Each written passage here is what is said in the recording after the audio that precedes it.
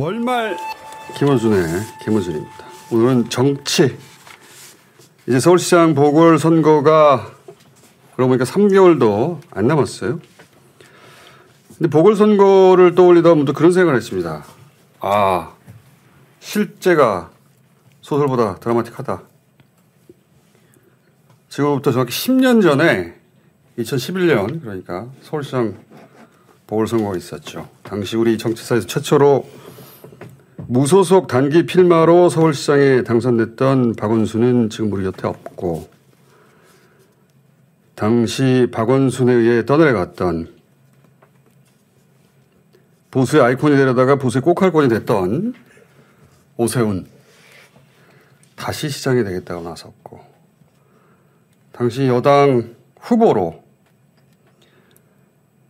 박원순에 패배했던 나경원 이제는 야당 후보로 다시 나섰고 그리고 또 한 사람 당시 야당 후보로 장충체육관에서 박원순에게 패했던 박영선 여당 후보로 거론됩니다. 이 무슨 운명의 회전목마인가. 그래서 오늘은 모셨습니다. 박영선 장관님 안녕하십니까. 네 안녕하세요. 네. 새록새록 생각나시죠? 그럼요. 10년 전. 네. 저하고 홍대의 지하 스튜디오에서 합정동이었습니다. 예, 낙검수. 네. 홍대가 아니고 합정동입니다. 합정동. 제가 그 스튜디오를 정확하게 기억합니다. 그렇죠. 박원순 후보 당시 이제 낙검수 토론회 했었고 방송으로는 안 나갔는데 그때 녹음을 중단하고 저하고 그때 대판 싸우셨잖아요. 맞습니다.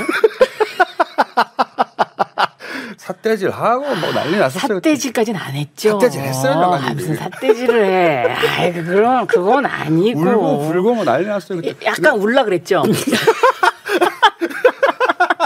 약간 아니지. 아이, 약간 울라 그랬는데. 그때 응? 궁금했는데 여쭤보지 못했는데 분위기가 험하게가지고 저하고 막 고성이 오가다가 고성은 아니고. 고성이야. 무슨 소리. 고성은 아니고 그냥 땡깡이었지. 장관님 갑자기 전화기를 꺼내 들더니 누군가한테 전화해가지고 김어준이 나더러 꺼지래. 누구한테 그때 전화하신 거였어요? 박선수 의원. 그래서 박선수 의원이 네. 저를 그때 이제 여기를 보내면서 애처로운 눈으로 손을 탁 잡더라고요. 손을 잡고. 네. 그러더니 저한테 가는 게 잘하는 건지 모르겠다. 정확한 판단이지. 네? 네. 네. 호랑이 굴이다. 호랑이 굴이다. 부디 잡혀 먹고 오지 마라. 정말로 그 합정동 스튜디오가 뭐 어두침침하고 진짜 어두컴컴했어요. 어두컴컴하고 무슨 그래갖고 잘못 왔구나. 그래서 낙검수 녹음 버전으로 나간 것은 네. 그런 격한 장면이 없는데 우리가 중간에 마이크를 내리고 저하고 한 10여 분 대판했죠 그때. 대판했어요. 그래갖고 호랑이 굴이라고 알고 들어왔는데 보니까 사자 굴이야. 사자 머리 한 사람이 앞에 앉아가지고.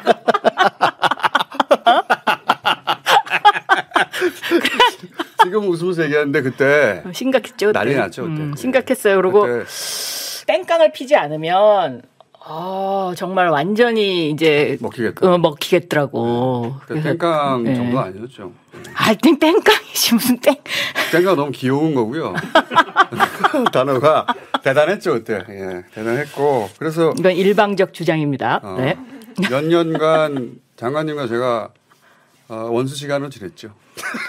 그러면서도 또 필요할 때는 또 오라 그래요. 그러니까 예를 들면 무슨 여의도에 집회를 이제 뭐 낙검수 뭐 그때 막 바깥에서 뭐 많이 했잖아요. 무슨 막 해야 되고. FTA 집회 FTA 뭐 이렇게 해서 사람들 많이 모아야 되고 이럴 때 그럴 땐 또 오라 그래. 그럼 또 와요 또. 그래서 내가 씩씩거리면서 그때 박원순 후보에게 장충체육관에서 결국 경선해가지고 졌잖아요. 그때 기분이 어떠셨어요? 그러니까 장충체육관 그 순간에는 네. 아무 느낌이 없었어요. 느낌이 왔었는데. 네. 네. 근데 이제 저녁을 먹으려고 이제 저녁을 먹으러 딱 갔는데 모여 있는 사람들이 네. 저를 막 위로를 해주는 거예요. 안 되길 잘했어. 막 그렇게 위로를 해주는 거예요 저한테. 안 되길 잘했다고. 응, 안 되길 잘했다. 어? 야권 승리의 불쏘시개 된 것이야 너는. 네. 근데 그 다음 날 자고 나서 생각해 보니까 왜 내가 불쏘시개 돼야 되냐고. 너무 억울해. 난 뼈도 튼튼한데 장작인데 왜 내가 불쏘시개야. 화가 나기 시작하는 거 그 다음 날부터. 그렇죠. 네. 그래갖고 이걸 어떻게 해나 했는데 또 우리 보좌관이 전화 왔어. 의원님. 그래서 왜? 그랬더니 아름다운 경선이었지 않습니까? 뭐 이러는 거야 나한테. 이 새끼야. 그래서 내가 그랬더니 그래서 지금 박원순 그 후보를 만나러 가시죠? 나한테 그러는 거예요. 아름다운 경선이었고 아름다운 경선이야. 선거운동도 도와주고 그래야 되지 않겠냐. 네. 그래서 내가 그랬지. 야, 진 사람이 이긴 사람 찾아가는 거 맞냐? 이긴 사람이 진 사람 와서 품어갖고 뭐 이렇게 하는 거 아니야? 그랬더니 이번에는 그게 아니라는 거야. 그러면서 나더러 가재. 응? 똑똑한 친구였네. 그래서 뭐 그 말이 맞는 것 같기도 하더라고요. 길게 생각 안 하고 제가 진짜 갔어요. 네. 갔는데 그 당시에는 박원순 시장도 정치 초년병이잖아요. 완전 초년병. 그러니까 아무것도 모르시잖아요. 아무것도 몰랐어요 정말. 응? 예. 그러면 제가 갔으면 막 와서 얼싸 안아주고 그러니까 반가워하고 고맙다고 막 감격하고 이래야 되는 거 아니야? 관심이 없어. 저 사람 나한테 전대 와. 왜 왔지? 근데 네. 완전히 안녕하세요. 안녕하세요.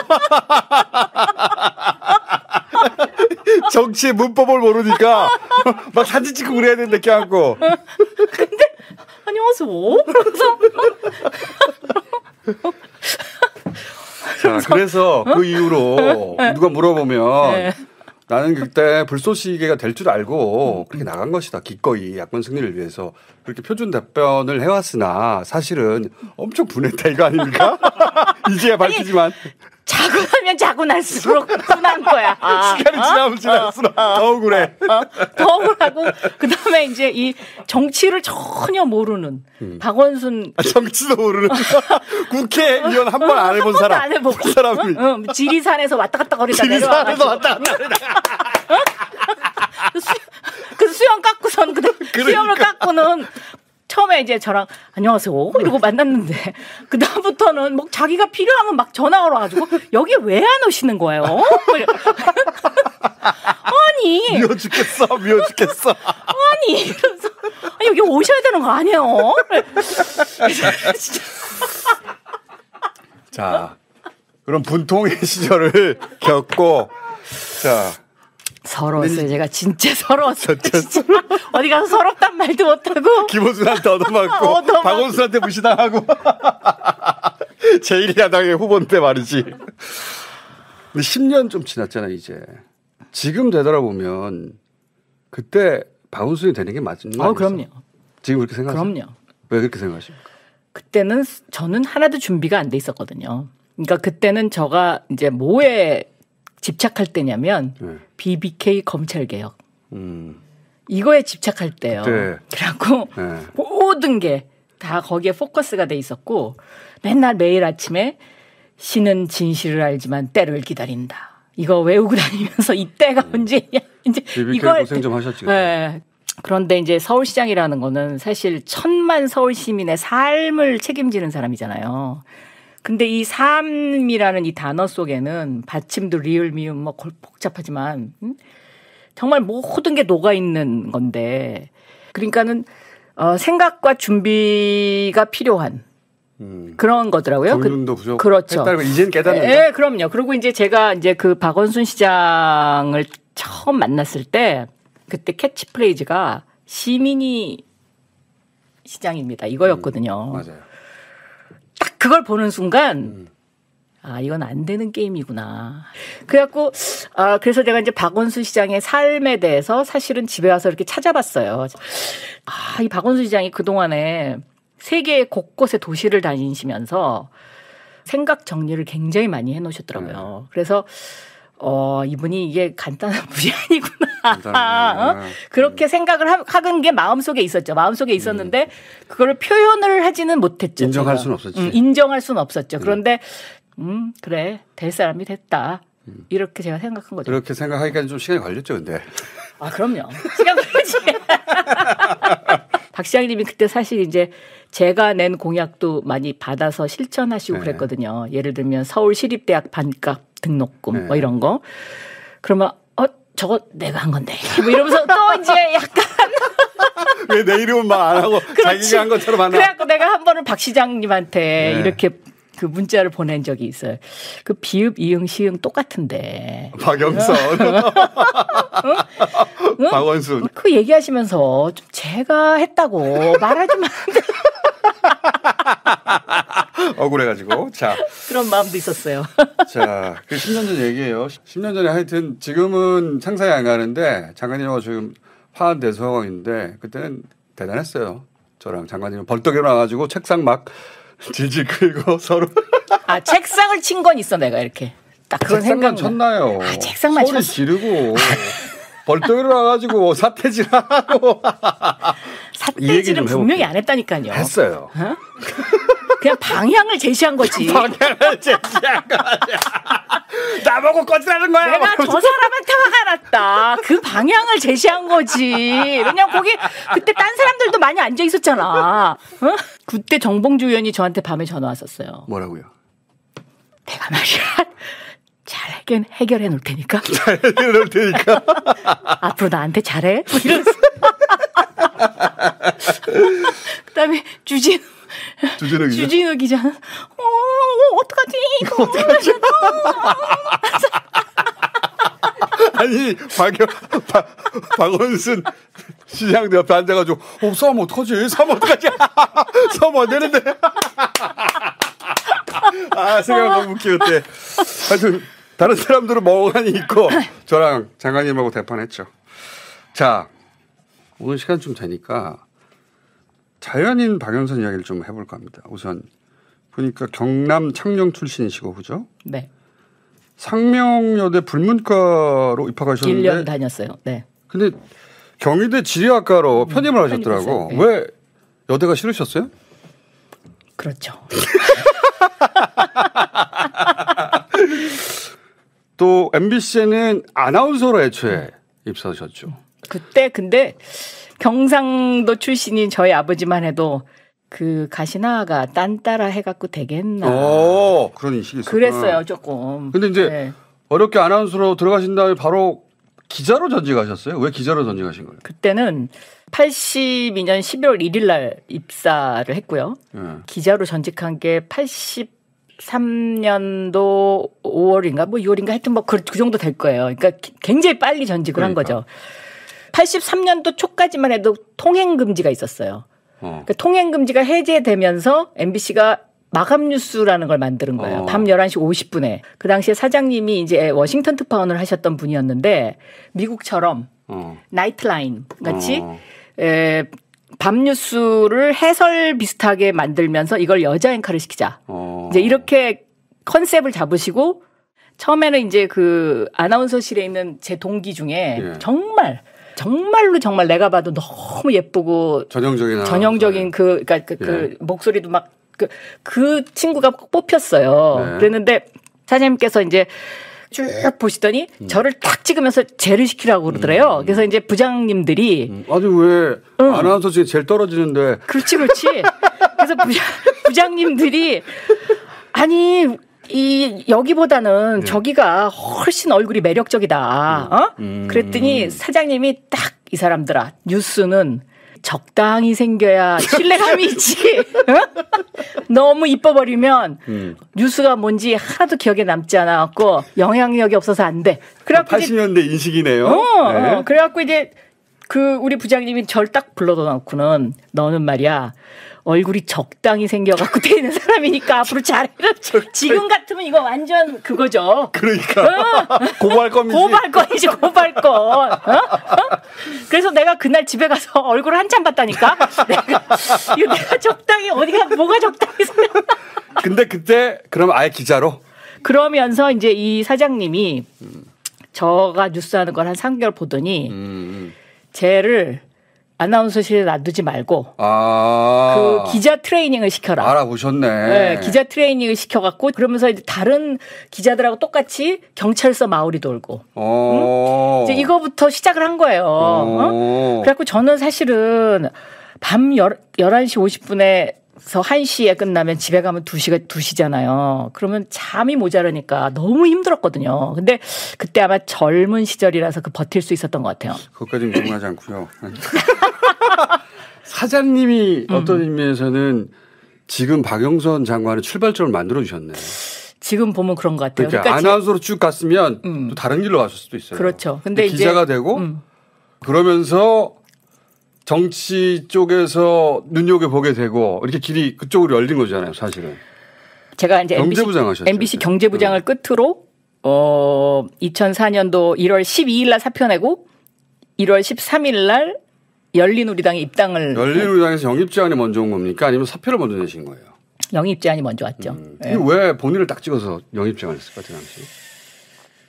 좋아 보였나 보죠. 누가 그때?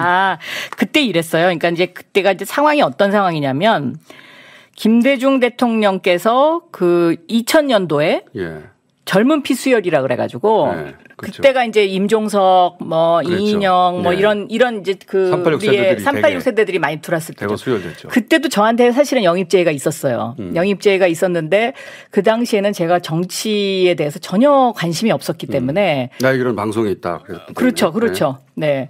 2004년도에 이제 저가 그 입당을 하게 된 결정적인 계기가 뭐냐면 그 노무현 대통령께서 이제 제가 사실은 정동영 선배가 이제 MBC 선배니까 저한테 연락을 했는데 저는 정치 싫다 안 한다. 그때까지만 해도 정동영 의장이 잘 나갈 텐데. 잘 나가죠. 그리고 이제 안 한다. 이제 이랬는데 정동영 선배가 당대표가 됐잖아요.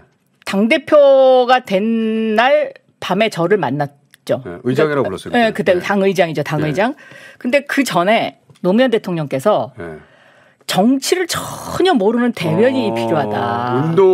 학생운동 경력도 없고 정치 이력도 없는 완전히 신인을 데리고 와라. 신인을 데리고 와라. 그래서 제가 고민하기 시작한 거예요. 그래가지고 이제 제가 안 하겠다고 막 그랬는데 어느 말에 속았냐면 와서 대변인 좀 하다가 마음에 안 들면 MBC로 다시 가라. 저는 진짜 그게 가능한 일이라고 생각하고 제가 새로운 경험 잠깐 하고 아니다 싶으면 방송으로 오면 되지. 그렇게 속았어 진짜. 나는 그게 진짜인 줄 알았어. 내가 그렇게 쑥맥이었다니까요. 지금도 조금 그런 쑥맥 기질이 좀 있죠. 근데 이거는 못 돌아가는구나 하는 걸 일주일 만에 알긴 알았지만 그래서 제가 못 돌아가서 제일 혜택을 본 사람이 누군지 아세요? 누군데요? 손석희예요. 손석희. 제가 MBC 계속 있었으면 오늘날에 손석희는 없어. 내 자리에 갔으니까. 그럼. 이거는 손석희 사장하고 또. 내가 손석희한테 맨날 그래. 너 나한테 평생 밥 사야 돼. 크로스체크 해봐야 되는데. 갑자기 건넜던 질문인데. 네. 근데 그때 아무것도 모르는 신인이었는데 이제 17년 차 아니에요. 장관도 거의 2년 가까이 하고 장관 해보니까 행정조직수장으로 본인이 자질이 있던가요? 왜 이런 질문을 드리냐면 제가 작년 말에 중소벤처기업부 공무원 여론조사 같은 걸 해가지고 박영선 장관이 계속 이랬으면 좋겠다.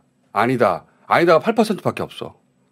70% 이상이 같이 이랬으면 좋겠다. 제가 이 기사를 보고 뭐라고 생각했냐, 어떤 생각이 들었냐면, 이 여론조사 장관님이 시킨 거다, 이거. 그 8%에 크레머시 우리 비서가 포함되어 있을 거야. 아니 그거는 이제 우리 그 노조에서 연례적으로 하는 거예요. 해마다 한 번씩. 이거 굉장히 높은 거거든요. 아 근데 그 여론조사가 딱 나온 다음에 네. 그 BH에 있는 모 씨가 나한테 전화를 하셨어요. 네. 시킨 거지? 예? 아니 이게 아니라 박 장관 그런데 그랬더니 다른 부서는 말이야 이런 거 조사하면 95%씩 95%. 그래서 내가 진짜? 그랬더니 그럼. 아니 높게 나온 거예요. 네? 높게 나온 거예요. 제가 알기로는. 근데 행정부처의 수장을 해보니 본인한테 맞아요? 신나고 재밌고. 근데 이제 이게요. 이런 건 있어요. 그러니까는 MBC도 굉장히 조직 체계가 잘 돼 있는 회사잖아요. 네. 근데 제가 거기 22년 다녔잖아요. 그러다가 이제 거의 그 아메바성 조직 아메바성 조직. 그렇지. 정치 조직은 아메바성이지. 아메바성 이렇게 조직. 바꿨다가 저렇게 바꿨다가 하루아침에 대장이 바뀌었다가. 거기에 16년 동안 있다가 네. 이제 다시 제대로 된 조직이 갖춰진 곳에 딱 가니까 아 이게 갑자기 DNA가 살아나요? 여기가 그래 내 둥지였지 이런 생각이 딱 들면서 이렇게 그 16년 동안 단련됐던 네. 그런 것들이 딱 떠오르면서 이거는 이렇게 하고 저렇게 하는 게 탁탁탁탁 정리가 되더라고요. 그러니까 그런 딱딱한 조직 내에만 있었다면 몰랐죠. 유연성까지 네, 더해져서 네. 이해를 하는 거죠. 이제 그 우리 부 직원들이 저거를 왜 저렇게 생각했을까? 이거를 만약에 내가 국회의원을 16년 안 했으면 이해를 못 했을 텐데. 조직 생활을 했다면. 근데 그 국회라는 데가 항상 또 행정부를 견제하는 그런 기능을 갖고 있어서 좀 이해도가 조금 남들보다 이렇게 쉽게 이해가 됐다고 할까? 네. 그게 그런 거. 조직 생활을 하다가 정치 16년 하다가 다시 장관으로 조직 생활로 돌아간 사람 많이 가지는 장점이 있었다. 그러니까 경제부장을 했을 때는 그냥 기자들을 그냥 쪼기만 했죠. 야, 너 이거 빨리 왜 안 써? 근데 이제 그때 16년이라는 세월 속에서 거의 아메바성 되는 일도 없고 안 되는 일도 없는 아메바 맞죠. 그런 데서 겪으면서 제가 이제 시련을 많이 겪다 보니까 시련을 겪다 보니까 이제는 이제 다시 이렇게 체계가 잡힌 조직 세계로 딱 돌아오니까 이게 이렇게 전체가 좀 보인다 그럴까? 그런 게 생기더라고요. 저도 10년 전 박영선과 10년 후 박영선을 물론 그 사이에도 인터뷰도 하고 여러 번 뵀지만 딱 놓고 비교하면 많이 바뀌셨어요. 뭐랄까 장관님이 곁을 잘 안 주는 스타일이에요. 그렇죠. 그렇죠. 네. 차도녀죠. 차도녀. 아니 깍쟁이. 그냥 좀 예쁘게 좀 얘기해 주세요. 참. 제가 뭐 어떤 생각을 했냐면 예를 들어서 학생운동을 하다가 영입된 386 세대는 기본적으로 정치 흐름과 함께 해왔어요. 그리고 동지들이야. 그런데 박영선 의원은 어느 날 정치와 전혀 무관한 생활을 하다가 뚝 영입돼서 비례를 시작했단 말이죠. 그러니까 동지도 없고 특별한 친구도 없고 맞아요. 기반도 없고 계보도 없고 그러다 보니까 그런데 센 척은 해야 되고 그러니까 빈틈을 보여주면 안 돼. 그러니까 자기 보호 본능 같은 게 굉장히 강했다. 맞아요. 그러다 보니까 그랬어요. 곁을 안 주고 네. 가끔은 정치인이 약점도 내보이고 허점도 보여줘야 되는데 어떻게든 그걸 안 보여주려고 했던 그런 거 있었어요. 강했죠. 네. 그랬는데 많이 사라졌어요. 제가 이제 2004년도 1월 14일 날 열린우리당에 딱 입문을 했는데 2004년도. 그때 내 사수가 누구였냐면 김현미 장관이었어요. 그러니까 내 앞에 전임 대변인이었지. 그날을 잊어버릴 수가 없어. 저녁이 됐는데 가란 소리도 안 하고 뭐 밥 먹으라는 얘기도 안 하고 뭐 그냥 사람들이 뭐 어디서 짖던 개가 왔나 뭐 이런 식이야. 그래서 내가 속으로 야 그래도 내가 MBC에서 잘 나가던 앵커였고 경제부장이었는데 이거 뭐야 여기 왔더니 아무것도 아닌 이런 생각이 막 들더라고. 원래 정치인들이 저는 그런 얘기 많이 들었어요. 정치인들이 각 분야에 그래도 난다긴다한 분야의 사람들이 모이는 거잖아요.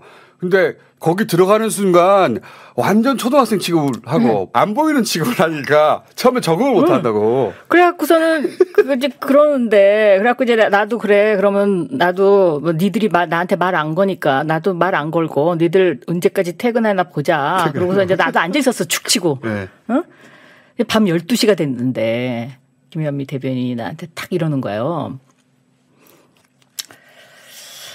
선배는 말이야. 내가 오늘 이렇게 좀 지켜봤는데 공주과는 아니네. 이래요. 어? 공주과는 아니네. 그러면서 여기 좀 붙어 있을 수 있겠어. 그러면서 내일부터 잘해봐. 그러면서 내일 나는 이제 안 와. 그러면서 부탁해. 이러고 가는 거예요. 그래가지고 나는 진짜 굉장히 당황했어요 그때. 이거 뭘 어떻게 하라는 거지. 정치가 원래 각자 알아서 하는 거니까. 네. 그래갖고 이제 내가 물어봤지. 네. 어떻게 해야 되는 거냐. 그때 내일 새벽 5시에 나오래. 네. 그때가 12시였어요. 그래서 나오라니까 나왔죠. 그 다음날. 그때 며칠 있다가 그 조용한 유은혜 장관이 나타났어. 응? 그래갖고서 이제 그런가 보다. 내가 대변인, 유은혜 부대변인 이제 이렇게 된 거예요. 장관님이 길게 들었는데 재미가 없어가지고 뭐가 나올 줄 알았는데 어쨌든 아니 그래가지고 이제 그 유은혜 부대변인은 그때도 이제 부대변인이었는데 결국은 인생 역전이 되더라고. 역전. 지금 부총리 아니에요 지금. 제가 모시고 있잖아. 그 얘기하려고. 아니 정말 그러니까 지금은 완전히 거꾸로 된 거예요. 그때 이제 김현미 장관 나 이렇게 그다음에 유은혜 서열순으로 보면 그렇다고. 그랬는데. 그런데 지금 완전 거꾸로. 자 장관님 16년 전 17년 전 얘기 그만하시고 이제 그때 갑자기 빠져가지고 새록새 기억이 나시나 본데 제가 워밍업은 여기까지 하고요. 장관님 실제 달라진 건 저도 좀 느껴요. 말씀하시는 제가 제일 잘 알죠. 중요한 변곡점에 해당되는 사건 몇 가지가 있어요. 이게 한번 여쭤볼게요. 한 5년 정도로 거슬러 올라올게요. 2016년 20대 총선. 그 직전에 이제 안철수 대표가 혁신전대 그 혁신전대 얘기를 하다 결국 탈당을 하죠. 혁신전대 사실 핑계였고. 그러면서 국민의당을 창당합니다. 민주당으로서 굉장히 절체절명 위기였죠. 당시 박남매라고 완전 찰떡궁합이었던 박지원 현 국정원장도 탈당을 했어요. 그때. 그렇죠. 네, 탈당을 했고 여성 의원중에 이현주 의원도 탈당을 그렇죠. 했고 가깝게 지내셨던. 가깝진 않았어요. 그 설정을 해야 돼. 그건 가깝진 않았어요. 가깝지 않았다고 하고요. 그러면.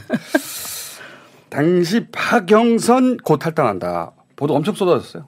언제 나가느냐. 그래서 설들이 분분하다가 결국은 안 나갔어요. 그때. 그렇죠? 네, 안 나갔죠. 네. 자, 솔직하게 얘기해보죠. 근데 왜 탈당하려고 하신 겁니까? 이제 이런 거죠. 그러니까는 이제 제가 지금 저한테 아까 그러셨잖아요. 10년 전보다 많이 달라졌다. 네. 그 달라지게 된 계기는 원내대표를 그만두게 되는. 예.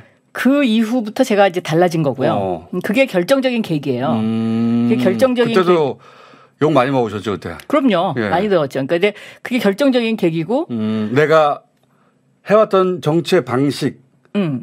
예, 문제가 있다는 걸 내가 그때 알았죠. 네. 어떤 문제가 있다고 생각을 했냐면 세월호 협상과 관련해서 제가 제일 주안점을 뒀던 거는 증거가 사라지기 때문에 다소 모자라더라도 빨리 조사위원회를 꾸리는 것이 이게 정답이다라는 게 있었고 세월호 유가족분들이 그거를 이성적으로는 그렇게 받아들여야 된다고 생각은 했지만 감정적으로는 그게 안 되는 거였죠. 근데 내가 이걸 너무 엑셀레이터를 너무 세게 밟았구나. 내 생각만 하고. 그러니까 상대방의 어떤 그런 감정이나 이런 거에 같이 공감하고 감정이입이 됐었어야 되는데 나는 조금 더 냉정한 상황에서 이거를 했구나 하는 그거를 이제 나중에 알게 된 건데 그러고 나서 이제 나는 정치에 잘 안 맞는 사람인 것 같다라는 생각을 한 거예요. 그때 당시에 의기소침해 주셨구나. 네. 왜냐. 정치를 잘 하려면 그런 어떤 아픔을 함께 다 품어주면서 같이 막 뒹굴어주고 뭐 이런 면이 그렇죠. 있었어야 되는 건데 감정이입 능력이 중요하죠. 공감의 능력이. 네, 그런데 이제 저는 너무 일반한 거예요. 뭐 이게 예를 들어서 2006년도는 금산분리법 그거 통과시킨다고 거기에 몰입했고 그다음에 이제 BBK 검찰개혁 뭐 그런 것만 잘하면 되는 줄 알았는데 이거 한다고 막 몰입했고 그런데 보니까 그런 게 내가 부족했구나 이제 하는 걸 이제 스스로 느꼈던 거죠. 그 당시에는 이제 기자들은 내가 탈당할 것 같다라는 그런 프레임으로 기사를 썼지만 내 마음속에는 탈당할 생각은 없었어요. 탈당할 생각은 없었고 정치를 접을까 말까를 고민했었어요. 그러니까 그냥 여기서 접어버릴까. 그리고 다시 자유인으로 살아갈까 이런 거 있잖아요. 그러니까 다시 나도 그때 중요한 변곡점인 건 맞네요, 본인에게. 네, 네. 다시 방송하면서 내가 정치인에게 꼭 필요한 공감의 능력이 내가 부족한 거 아닌가? 그동안 너무 그렇죠. 성과만 내는 방식으로 성과만 내고 너무 이렇게 말처럼 이렇게 한쪽만 앞에만 바라보는 이렇게 달려오기만 했구나. 에이, 나도 이거 간두고 김어준도 잘 나가는데. 그런 고민이 있었어요. 꽤 저한테. 자절이 컸네요. 그때 네. 마침 또 안철수 쪽에서 와라 해서 그렇죠, 만나보긴 그렇죠. 하긴 했고 들어보긴 했으나 솔직히 말해서 관심이 없었어요. 왜냐하면 박지원 네. 지금 국정원장님이 가자고 했을 거 아니에요. 탈당하시기 전날 저한테 전화하셨어요. 뭐라고 하셨어요? 그런데 딱 뭐라 그러시냐면요. 저는 내일 떠납니다. 그런데 박영선 의원은 여기 계세요. 딱 그러시더라고. 이거 처음 듣는 이야기인데. 제가 이거는 진짜 지금까지 한 번도 얘기 안 하는 건데요. 그러시면서 저한테 보통 양반은 아니야 그 양반이. 네. 그러면서 저한테 딱 그러는 거예요. 우리 박남매가 잠시 헤어져 있어야 나중에 다시 만날 수 있습니다. 딱 이러시더라고. 보통 양반은 아니야. 네. 내가 저기 가긴 가는데 당신 여기 남아 있어라. 그렇지. 남아 있어. 당신 역할은 여기서 해야 한다. 민주당도 무너지면 안 되는 거니까. 그렇죠. 나중에 다시 만난다. 보통은 다들 같이 가자고 했을 거라고 짐작하는데 그건 아니었어요. 전혀. 그러면서 내 오라버니가 떠나서 미안하다. 딱 그러시더라고. 그 양반도 나중에 후회했죠. 근데 네. 그러니까 이제 탈당이라기보다는 전반적으로 의기소침하고 그리고 내가 12년간 해왔던 정치 행보 스타일 이게 한계에 도달한 것 같고 부족함도 느끼고 그런 거잖아요. 그렇죠. 그런 국면이었는데 그런데 이제 그 이후에 소위 이제 비문이라고 분류가 되고 실제로 2017년 안희정 캠프 멘토 단장도 하고 그랬어요. 왜 그때 소위 비문이 되신 겁니까? 사실 저는 원조 친문이거든요. 그랬죠. 2012년에는. 2012년에는 제가 대통령님 모시고 다녔어요. 그랬으니까. 네. 네. 근데 왜 어느 순간 비문이 되는가 다들 의아했는데 왜 그랬어요? 이제 어떻게 된 거냐면 2012년 대선이 끝나고 나서 우리 해단식 할 때도 정말 막 펑펑 울었죠. 네. 근데 마지막에 이런 어떤 약간 갈등이 있었어요. 그럴 수는 있죠. 갈등이 있었는데 저는 제가 그때는 이제 막 문재인 후보에 대해서 집착하고 있었을 때거든요. 이거 반드시 이겨야 된다 이렇게. 예? 당연히 그래요. 그러니까 이제 그런 저의 의견을 들어주지 않는. 응? 아니 그러면 그거는 삐진 거 아닙니까? 그러니까 그런 의견을 안 들어줬어요. 그래서 삐졌지. 왜냐면 인정 안 해주니까. 아니, 인정을 안 해주니까. 잠깐만요. 네. 장관님이 많이 바뀌신 게 보통 이렇게 답변하는 스타일이었거든요. 저와 정책의 방향성이라든가 속도가 좀 달랐습니다. 그렇게 말하시던 분이 삐졌죠. 근데 사실 정치인들이 온갖 거창한 얘기를 하지만 대부분 사이가 틀어지면 삐지는 거거든요. 그렇죠. 그걸 인정하느냐 아느냐의 문제지. 맞아요. 네. 그러니까 인정받고 싶은 거죠, 누구나. 그렇죠. 근데 제 의견이 무시됐어요. 지금 생각하면 별거 아닌데 그때 당시로는 매우 중요한 결정을 건의했으나 존중받지 못했다. 그런데 그 이후로 풀릴 계기도 없고 계속해서 그 방향으로 그러니까 가다 보니 슬슬 삐져서 이제 제가 이제 그 회의에 오라 그러면 회의도 잘 안 가고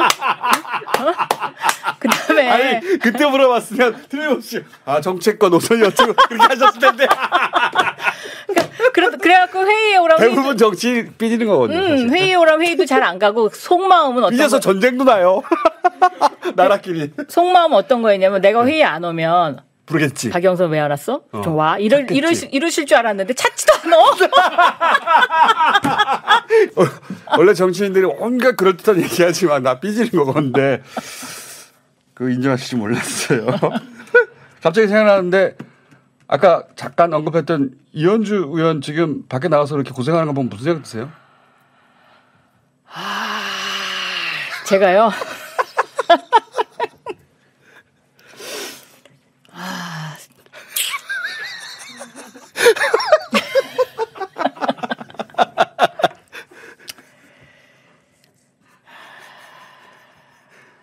좀 덜 독하게 했으면 하는 그런 게 있어요. 지금 너무 독하게 한다. 덜 독하게 했으면 그런 게 있고 이현주 의원도 삐진 겁니까? 떠나기 전에 제 방에 왔었어요. 어.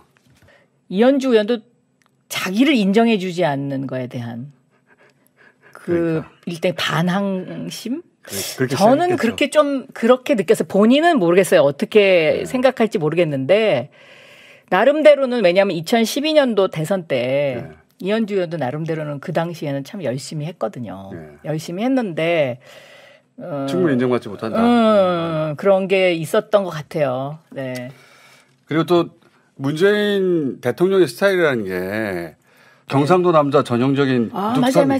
네, 그런 게 있잖아요. 우리 아버지가 경상도 남자라 하나 잘 알아. 네. 겪어보면 속은 깊은데 마음속으로는 굉장히 애정을 갖고 있는데 그 애정 표시가 눈에만 나타나시고 눈빛으로만 나타나시고 그러니까. 말씀으로는 잘 안 하셔. 근데 저는 그 문재인 대통령님의 눈빛을 보면 저는 알아요. 이제는? 그때도 알았어요. 그때도 알았는데. 그때도 알았어요. 알았지만. 표면적으로 인정해달라고 있는 그대로. 그럼 언제 이게 싹 돌아서신 겁니까? 다시 어느 순간 친문의 자장이 돼서 맨 앞에서 뛰기 시작하셨잖아요. 그게 이제 문재인 대통령께서 2017년도 네. 저한테 전화를 하셨죠. 따로 이제 드디어. 전화를 하셨는데. 집에 들어와라. 4월 며칠이었던 걸로 기억해요. 네. 전화를 탁 하셨어. 안 받았죠.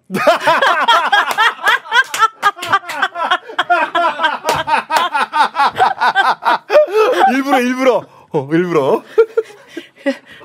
그랬더니 하루 지나서 또 전화가 왔는데 또 안 받았어. 일부러 2번. 2번. 3번째 오면 받겠다. 이렇게 생각하고 있었지. 그러면서 동시에 3번째 안 오면 어떡하나. 삼고초려. 내가 삼고초려. 2번째 전화는 사실 조금 손이 떨리더라고요. 이거 받아야 되는데 이거. 그랬는데 2번째도 안 받으니까 그때 나타난 사람이 누군지 아세요? 누가 나타났어요? 바로 양비예요. 양. 우리 대통령 후보께서 3번째는 받아라. 3번째 전화하실 거니까 응? 제가 또 그분한테는 안 받아요. 안 받아요. 일단 해놓고 언제 오나. 언제 오나 기다렸지. 휴대폰만 들고 있는데 드디어 왔어. 몇 번째 울릴 때 받았어요.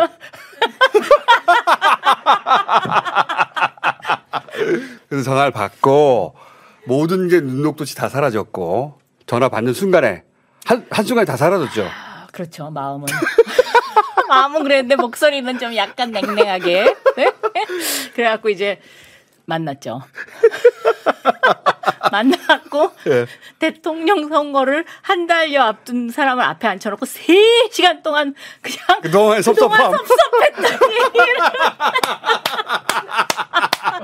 그러면 문재인 대통령 눈만 껌뻑껌뻑 하잖아요 원래. 눈만 껌뻑껌뻑. 아무 말 안 하고 눈만 껌뻑껌뻑. 눈만 껌뻑껌뻑. 계속 반찬만 잡수셔. 원래 변명도 안 하는 양반이야 원래. 눈만 껌뻑껌뻑. 다 그 3시간 털어놓고 났더니 다 사라졌어요? 다 사라졌어.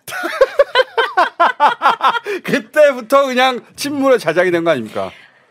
그러니까 그래서 딱 이 말씀만 하시더라고. 딱 이제 얘기 다 했습니까? 그래서 네 그랬더니 그럼 내일부터 저하고 항상 같이 다닙시다. 네. 한 가지 더 해결할 게 있어요. 이것도 한 번도 직접 말씀 안 하신 것 같은데 그때 당시에 이제 정청래 의원 낙천이 그건 진짜 억울해나 진짜. 김종인 위원장 비대 체제 하에서 이루어졌는데 그때 이제 주역이 박영선이다. 그건 진짜 억울해. 그래서 엄청나게 그때 또 난 그건 정말 죽을 뻔하셨죠 그때. 좌절을 겪었어요. 좌절을. 그때 네. 뭐라고 한번 해명하지 않으셨어요? 해명할 분위기도 아니었어요. 왜냐하면 그냥 그렇게 믿었으니까 사람들이 대다수가. 그러니까 내가 아니라고 얘기해도 사람들이 안 믿어. 저는 이제 정청래 의원한테 좀 들었어요 그때. 네. 전후 사정을 좀 듣긴 들었는데 사실과 다르다고 알고 있더라고 정청래 의원도. 근데 그때는 진짜 정말 내 마음이 어땠냐면요. 너무 슬펐어요. 그러니까는 이제 저는 정청래 의원을 절대로 자르면 안 된다. 그렇다고 그렇게 했다고. 공천해야 된다. 이거 앞장섰던 사람이야. 내가 깃발 들고 회의에서. 그런데 이게 어떻게 해서 그렇게 왜곡돼 가지고 굉장히 실망을 했고요. 사실은 정청래 의원하고 저하고는 애증이 정말 깊게 있는 관계예요. 왜냐하면 이제 2007년도 대선 때 지나가는 개도 이명박이 될 거라고 했을 때니까. 근데 그때 이 정동영 후보 주변에 사람이 안 모이잖아요. 그러면. 근데 그때 이제 끝까지 정동영 후보를 불쌍하게 하면 안 된다고 했던 팀이 누구냐면 그게 바로 정청래 알죠. 김현미 민병두 여기에요. 맞아요. 네. 그래서 정청래 의원하고는 사실은 그 아픈 추억이 같이 있기 때문에 2011년에 서울시장 보궐 때도 정청래 의원이 정말 열심히 했죠. 그때 띄워줬죠. 정청래 의원이 그때는 나를 그 낙검수 토론회 의원님 소리치신 그거 끝나고 나서 그때 정청래 의원이 하는 말이 나중에 김호준을 내가 어떻게 죽여야 되나. 지금 세월을 흘러. 그래서 제가 그런 사이였기 때문에 제가 그냥 계속 말을 한다고 해서 뭐 먹힐 분위기도 아니고 그래서 그래 차라리 정청래 의원에 대한 저 분함을 누군가가 받아줘야 되는데 내가 그냥 그런 사람이 되자. 그냥 그러고 그냥 넘어갔었어요. 그렇게 제가 깊은 생각은 안 하실 것 같고. 그냥. 아니 근데 그 얘기는 제가 들었어요.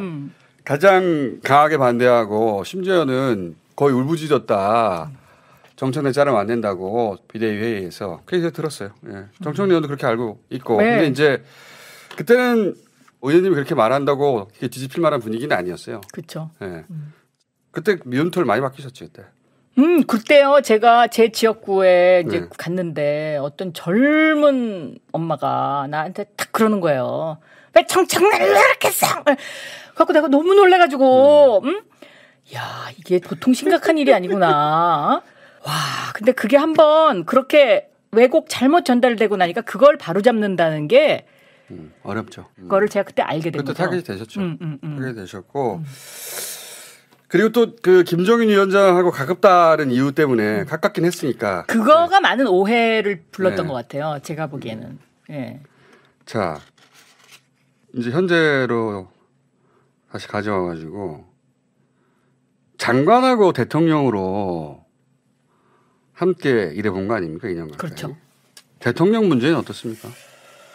존경해요. 그러니까 어떤 면에서 존경하냐면요.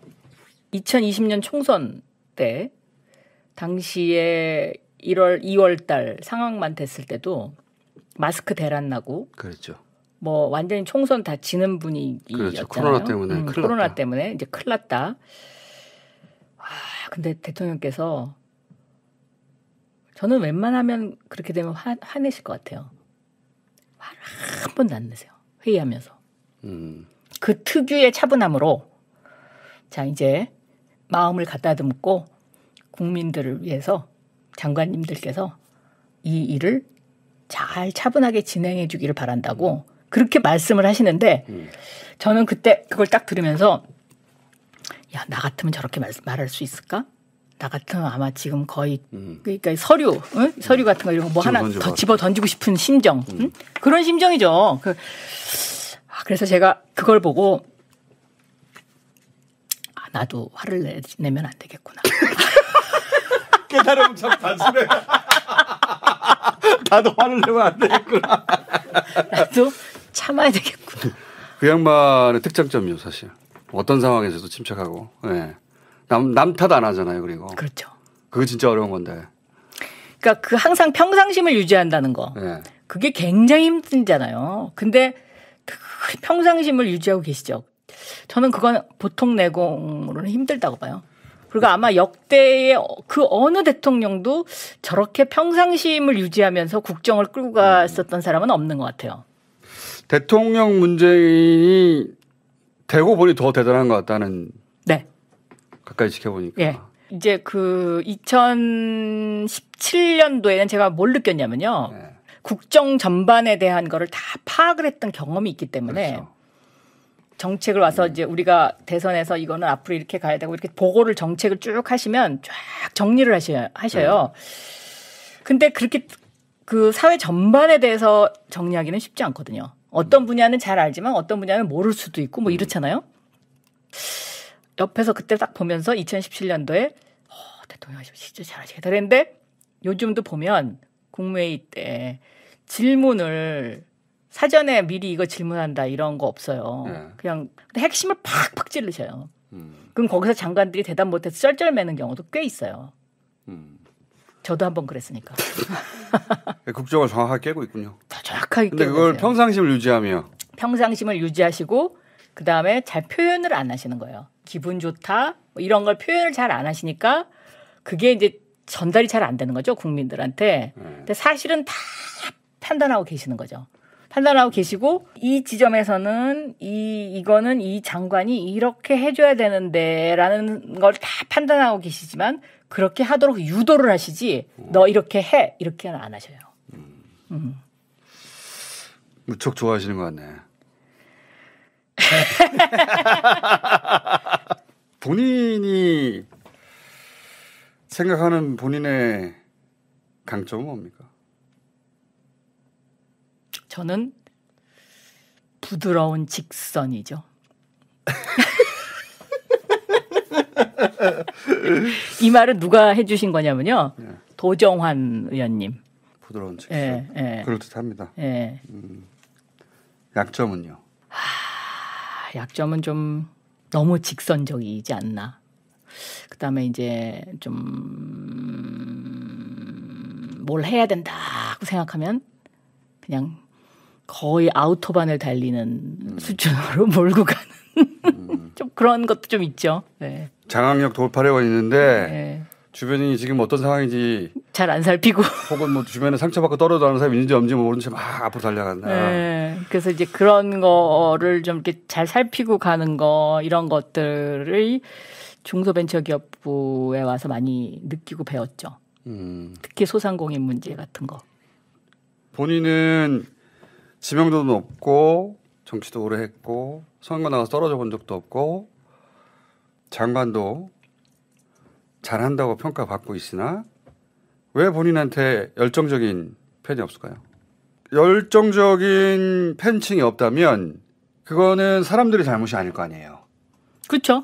저한테 그렇죠? 문제가 좀 있다고 저는 생각해요. 그러니까 예를 들면 이런 거죠. 이제 그거를 느끼실 정도의 연륜이 쌓였잖아요, 이제. 그렇죠. 내가 그러니까 그 이제 부분이 없었구나. 이제 이런 거죠. 그러니까 제가 이제 이걸 설명을 드리면 대변인, 그다음에 첫 여성 당대표 비서실장, 그리고 그다음에 첫 여성 정책위 의장, 그리고 이제 박원순 시장하고 그 불쏘시개 네. 잠깐 했었고 강제 불쏘시개. 그리고 나서 제가 첫 여성 법사위원장. 그랬죠. 네?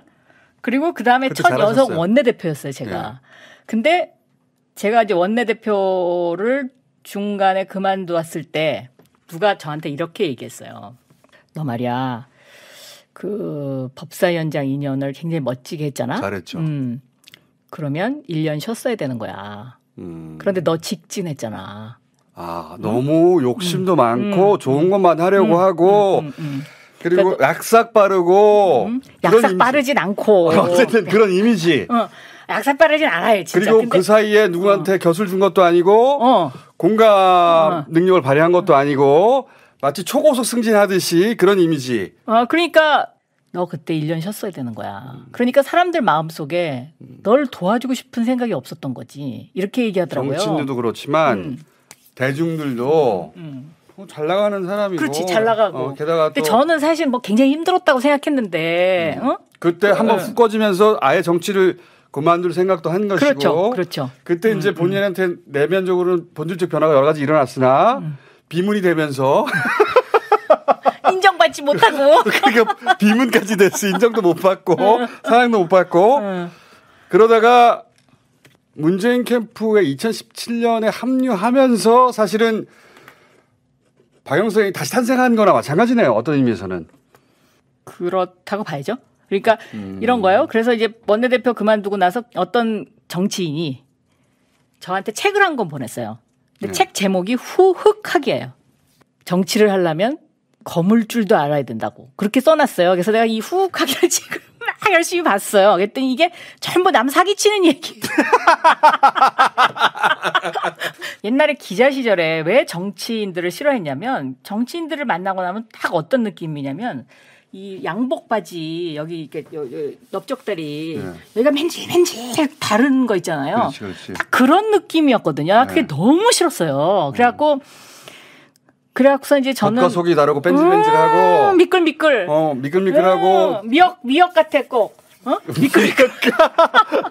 그 속내는 따로 있고 막 너무 싫은 거예요, 제가. 그래서 나는 저렇게는 안 하겠다고 생각하고 그냥 솔직하게 다 얘기하고 막 이랬는데 마음속에 이런 것도 있었어요.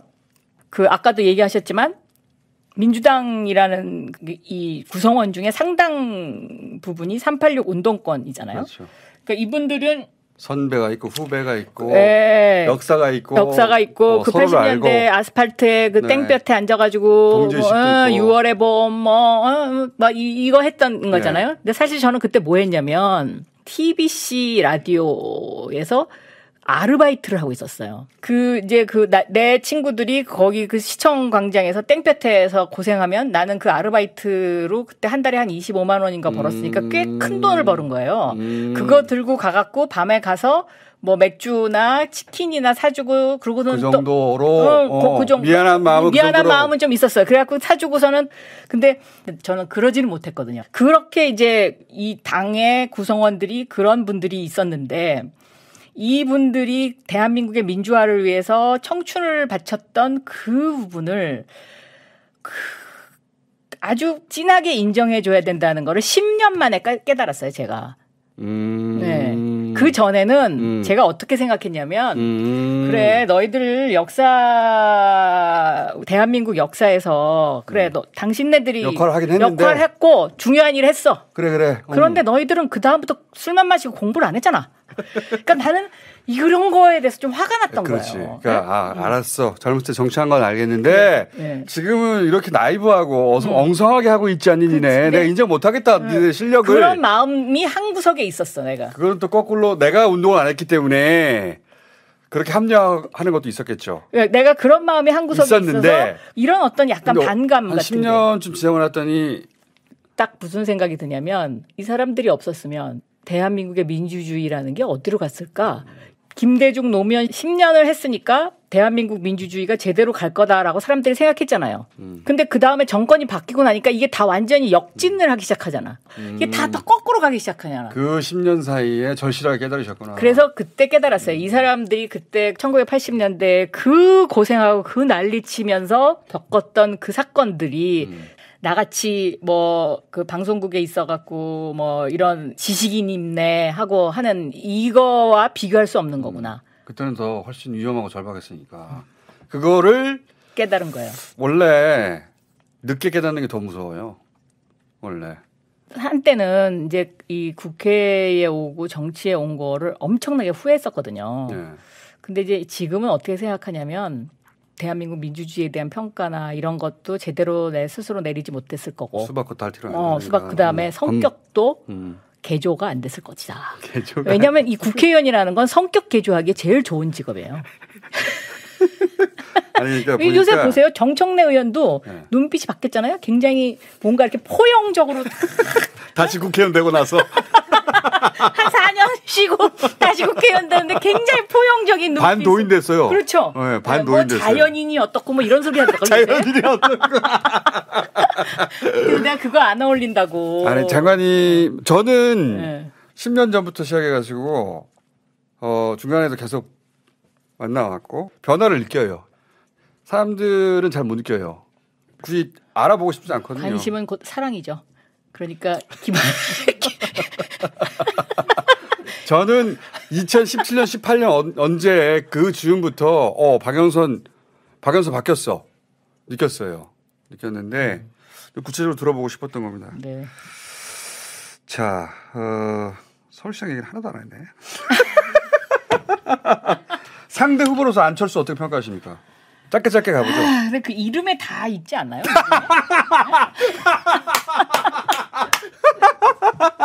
긴 얘기가 필요 없을 것 같은데.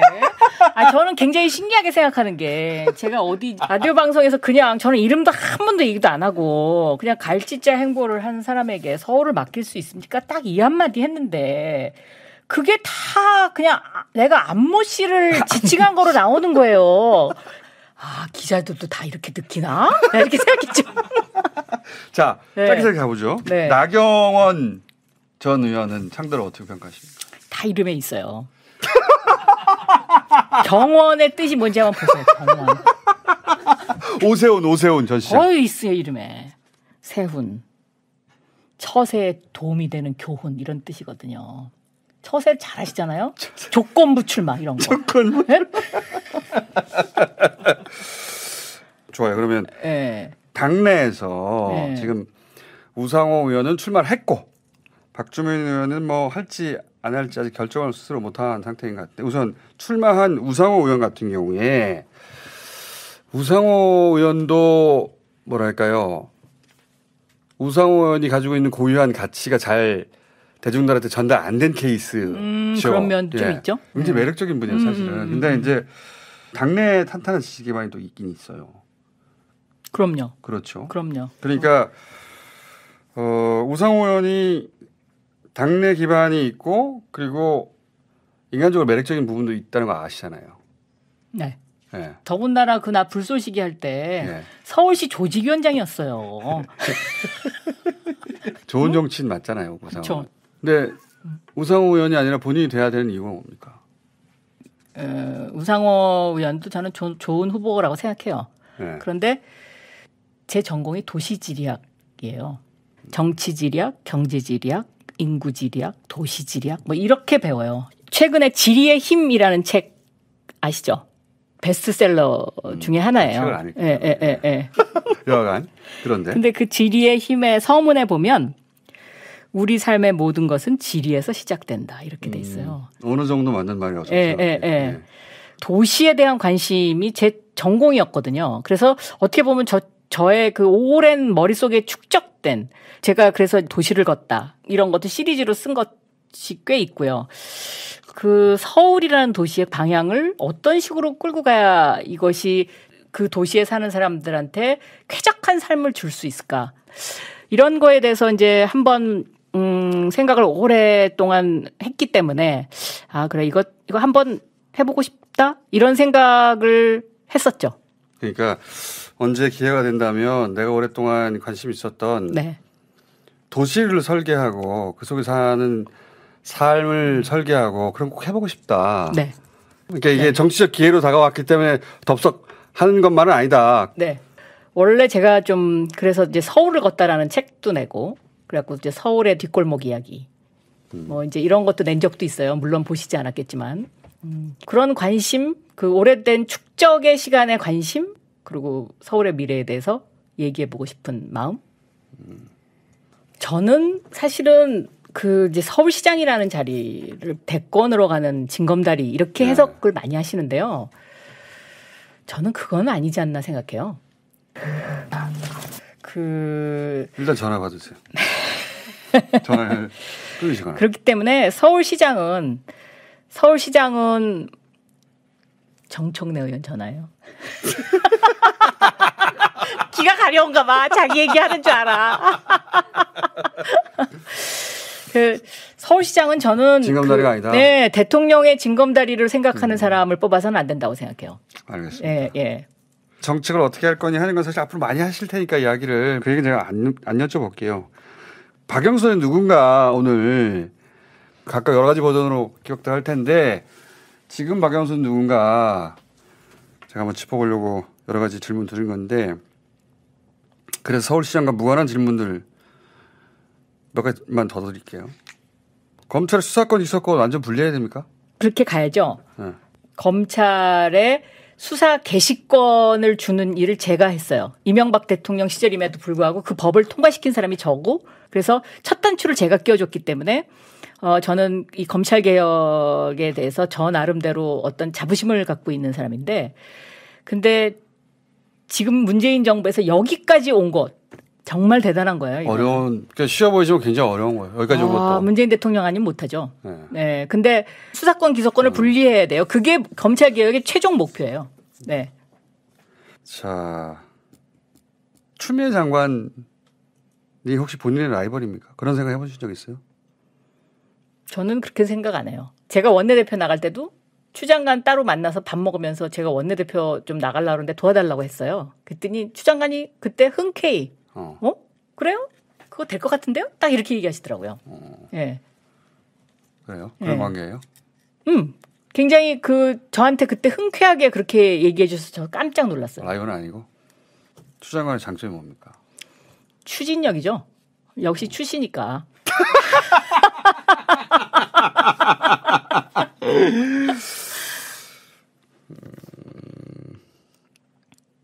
이낙연, 이재명의 각각 장단 하나씩만 꼽아봐 주세요.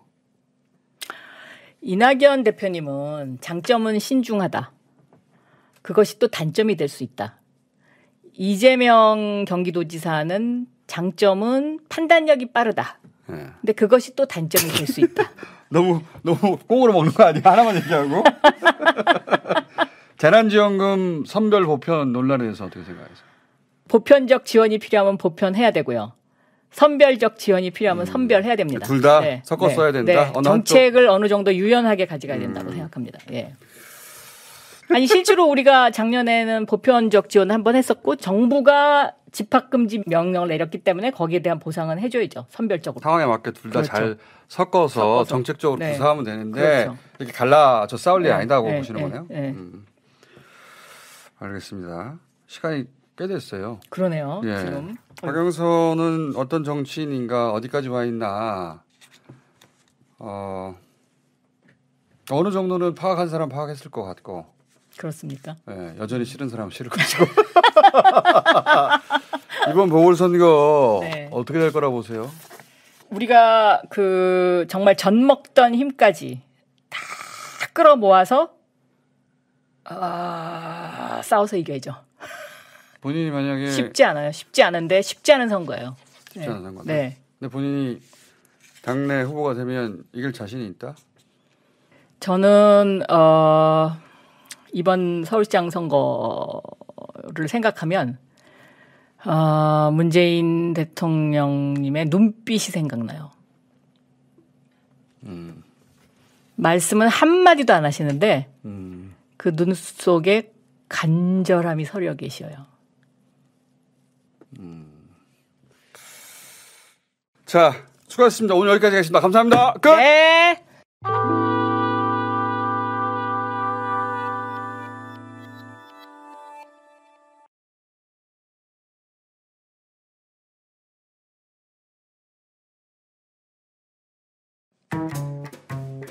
나는 음악을 들어야 머리가 시원해져. 어떤 음악이요? 장르? 그러니까 이게 예를 들면, 장르는 다양해. 장르는 장르는 막 여러 가지가 있는데 오늘의 곡은 뭡니까? 오늘의 곡은 이제 이거. There must be more to life than this. There must be more to life than this. How do we cope?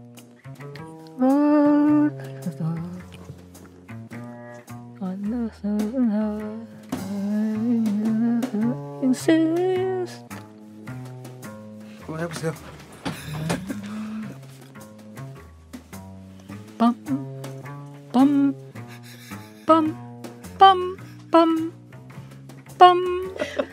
빰빰빰빰. There must be more to life than this. There must be more to life than this. How do we cope in a world? 여기까지만 할게요. 아, 재밌었습니다. More to life than this.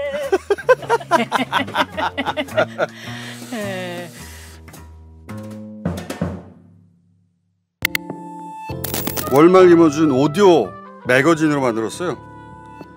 제대로 풀로 즐기시려면 앱 받아보십시오. 팟빵 앱.